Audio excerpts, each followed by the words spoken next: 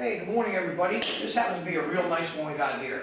This is our 475 package, 475 horsepower, 383 Chevy stroker engine. Again, this is a 475 package. Just got done dynoing 501 horsepower and 510 foot-pounds of torque. That's a real monster in my book.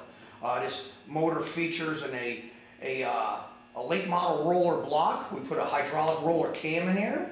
We put an Eagle rotating assembly, Edelbrock heads, Edelbrock intake. This has a nice Holley carburetor on here, MSD distributor, some nice Taylor wires. We went with a black look on this, black wires and black paint.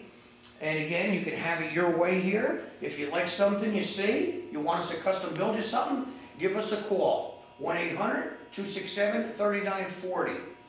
And remember, the proof is in the performance.